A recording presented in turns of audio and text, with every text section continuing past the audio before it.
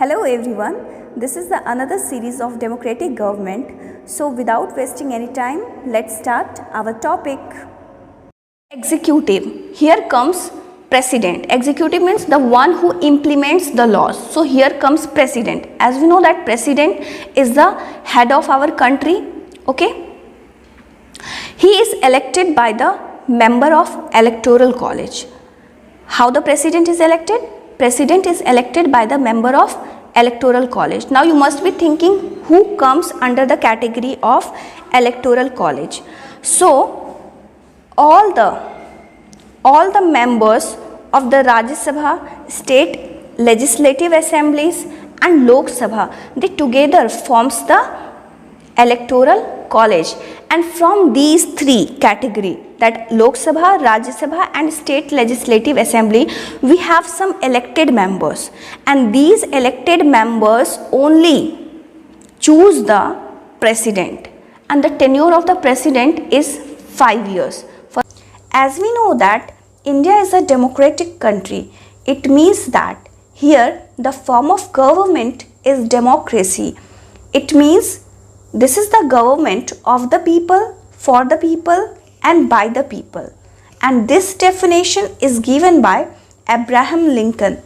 So what happens in this form of government? The people elect their representative under a free electoral system. Okay, means here the people has the right to elect their government. Here the people has the complete authority to choose the government. Means here the choice of the people, that is given more priority. Okay, but these things doesn't happen in the ancient time. Earlier basically monarchy was prevalent. Okay, so now what happens? The citizen of India, they contest election.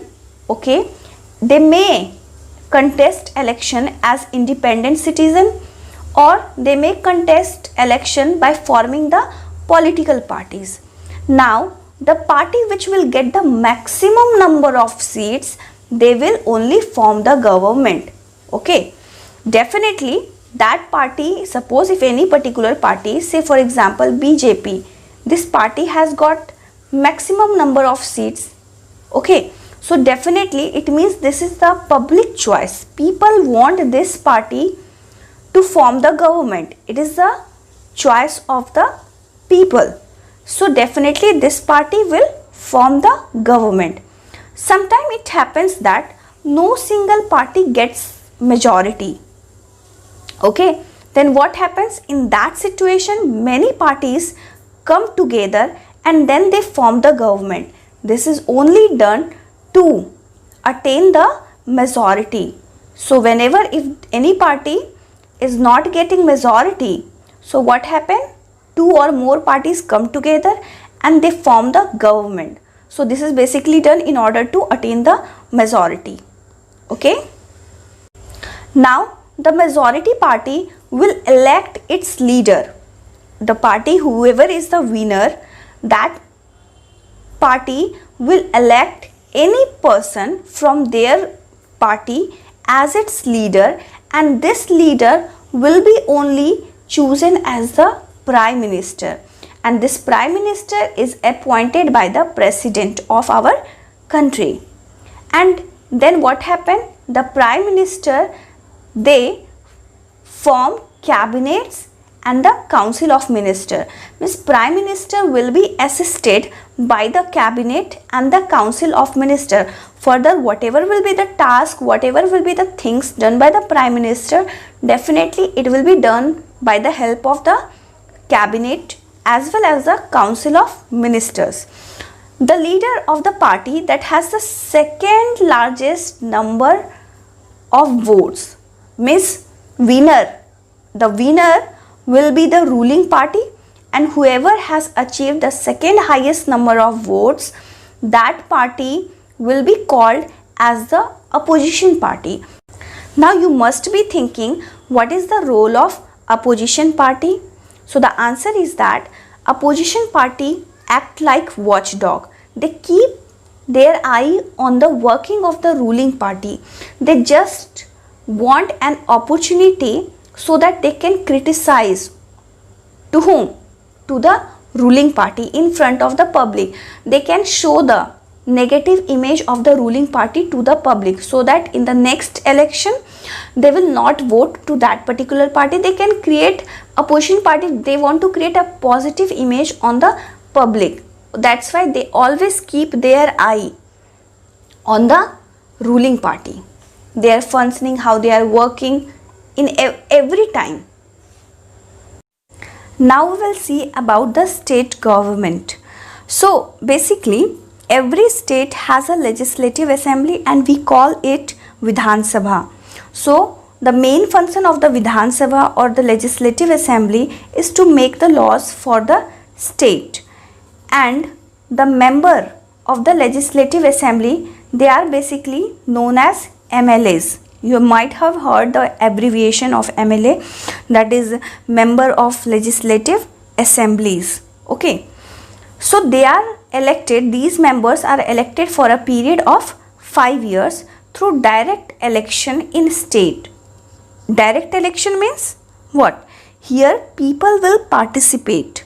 Okay, so they are elected directly by Indian citizens. We will participate in that election, means we will cast our vote. Now who will cast the vote? Very simple. You have heard about universal adult franchise. So what is this? Universal adult franchise. Universal means everyone. Adult means 18 or 18 plus, and franchise means that is the right to vote. So every individual, okay, there is no discrimination on the basis of caste, creed, religion, sex, gender. So everyone, whoever is 18 or above, they have the right to vote. They have the right to cast their vote. So definitely they will vote in this election, and whoever will get the maximum number of votes is declared elected. Okay, so for the purpose of election, the states are divided into various constituencies, and this division is basically done for the purpose of election on the basis of population.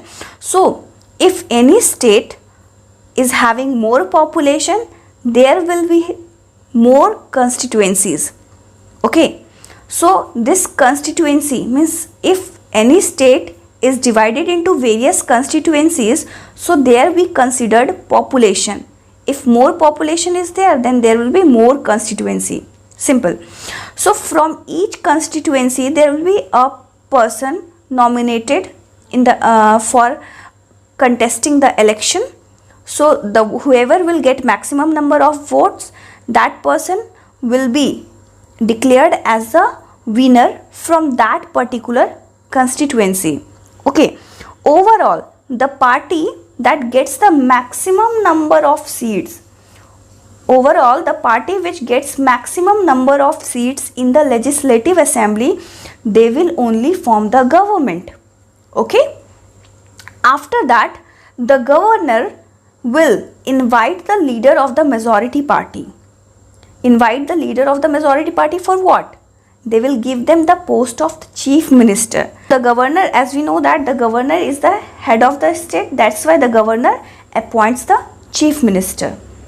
Okay, now we'll see something about governor also. As we have seen, head of the state appointed by the president. So governor, he is appointed by whom? President. President is the head of the country. Governor is the head of the state. The tenure of the governor is 5 years. So for a period of 5 years, governor is fixed. The governor may change. There are certain cases, if he dies or she dies, if he or she is impeached.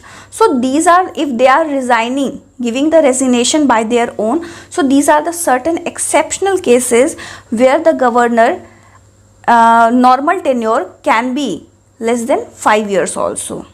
Okay. Now we'll discuss about the judiciary. Judiciary must be independent. Okay. And in our country, we have independent judiciary. So now what are the components of the judiciary? So all the courts, whether it is at the central level, at the state level or at the district level, so all the courts comes under this category. Everyone knows about the Supreme Court. Okay, Supreme Court is at the apex level. Apex level means you can say Supreme Court is at the highest level, and it is, yes, it is the highest judicial body in our country. And who is the head of the Supreme Court? The answer is Chief Justice. Chief Justice is the head of the Supreme Court. And again, the Chief Justice, we can see again Chief Justice is also appointed by the President of our country. Okay, so another court we are having at the state level, that is called High Court. Okay, so this is the court, means highest court at the state level. But if I'll talk about that which court is highest at the national level, the answer is Supreme Court. Supreme Court, highest court of the justice. Okay, then comes we have other courts at the district levels like district courts, session courts. So these are the courts which we are having at the districts level. Then comes union territory. You must be thinking, we have understood who is at the center level, which government is responsible at the central level, which government is responsible at the state level. Now the thing is that we have seen that Indian Union comprised of not only state, it is also comprised of union territories. Now who is responsible in union territories? So the answer is President. So President, they appoint an administrator. Okay, the President, on the advice of Prime Minister, they appoint the administrator. Okay, and you can say they are appointed to see the administration of the union territories. But who governs here? The question is who governs, who rule here? The answer is President. President directly governs in union territories. Okay, but there is an exception case. Except Puducherry and National Capital Territory, means talking about Delhi. Okay, National Capital Territory means talking about Delhi. So these two are the unique because they have already the legislatures. They have already the legislature. So President doesn't directly governs here. Now we will see the chapter in a summarized form, what we have learnt till yet. Okay. So central or union government, it has three organs. One is executive, then comes legislature, and then comes judiciary. Okay, so first we will see about legislature, because at first we make the laws, then we implement, and then we check the laws whether it is followed or not. Okay, so first we will see about the legislature or parliament. So we have Lok Sabha, Rajya Sabha, Prime Minister and the member of parliament. All are responsible for making laws. So responsibility is to make laws. Then we have executive. Here comes president, vice president and the cabinet minister. So their responsibility is to pass the laws which are made by the legislature. Okay, so to pass the laws which is made by legislature. And third we have judiciary. We know that we have various courts at state level, national level and district level also. So this Supreme Court, High Courts and the district and session courts all comes under the category of judiciary, because they solve the conflict, whether that conflict arises between executive and legislature, okay, or among the public. So they solve the conflicts, they resolve the conflicts, or you can say they solve the disputes, whether it is arises between executive, legislature or among the public. Overall the responsibility is to solve the dispute or conflict. That is the function of judiciary. Okay, so this was the chapter in the nutshell. I hope you like the chapter a lot, and whatever is your confusion or doubt, feel free to ask and do write your questions in the comment sections. Thank you everyone.